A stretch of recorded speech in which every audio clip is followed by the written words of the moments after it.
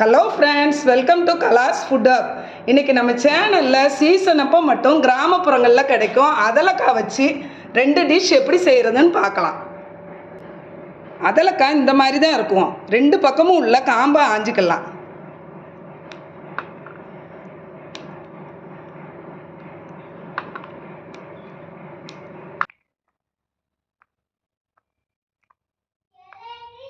அதலக்காய் பொரியல் செய்கிறதுக்கு அடுப்பில் ஒரு சட்டி வச்சு கல்லுப்பு கொஞ்சம் போட்டுக்கலாம். அதலக்காயை காம்பாஞ்சி கழுவி எடுத்துகிட்டு வந்தாச்சு. அடுப்பில் கல்லுப்பு சூடேறிடுச்சு. காயை போட்டுக்கலாம். அடுப்பை சிம்மில் வச்சு 2 நிமிஷத்துக்கு ஒருக்க இதே மாதிரி குலுக்கி விட்டுக்கிட்டே இருக்கணும்.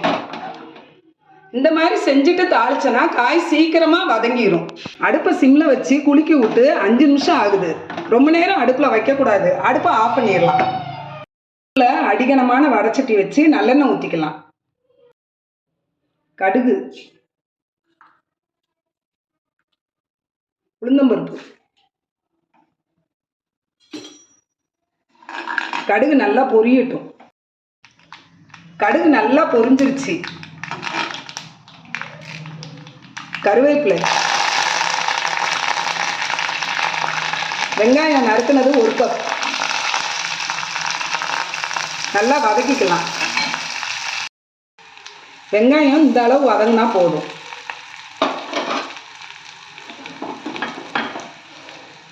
வேக வச்சா அதலக்காயை தட்டிக்கலாம். இதில் தண்ணி வராது. அப்படியே தண்ணி இருந்தாலும் அதை வடித்து வேஸ்ட் பண்ணக்கூடாது. அப்படியே போட்டுறணும். அடுப்பை சிம்மில் வச்சு அடிக்கடி இதே மாதிரி கிளறி கொடுத்துக்கிட்டே இருக்கணும். அதலக்காய் சிம்லேயே நல்லா வதங்கிக்கிட்டு இருக்கட்டும். அதுக்குள்ளே நம்ம இன்னொரு அடுப்பில் அதலக்காய் புளிக்குழம்பு வைக்கலாம். அடுப்பில் ஒரு வடச்சட்டி வச்சு நல்லெண்ணெய் ஊற்றிக்கலாம். கடுகு, வெந்தயம்,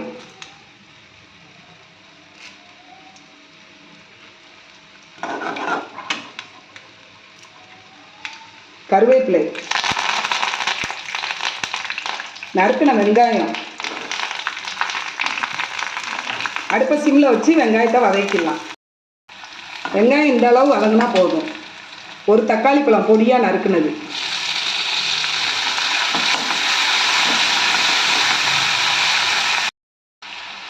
உப்பு கொஞ்சம் போட்டுக்கலாம்.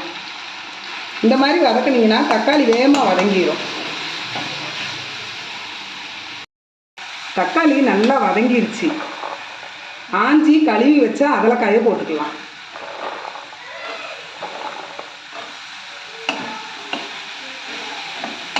அடுப்பை சிம்மில் வச்சு நல்லா வதக்கிக்கலாம். காய் நல்லா வதங்கிருச்சு. மஞ்சள் தூள்,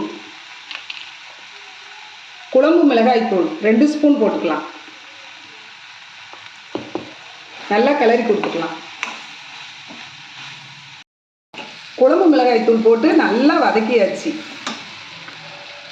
இப்போ கரைச்சி வச்ச புளித்தண்ணியை ஊற்றிக்கலாம்.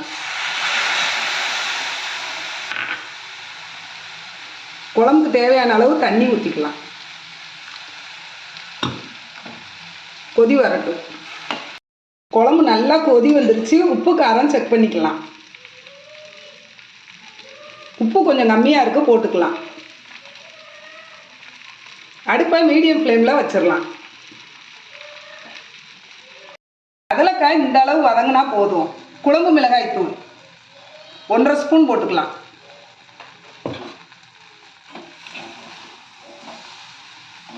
நல்லா பரட்டி விட்டுக்கலாம்.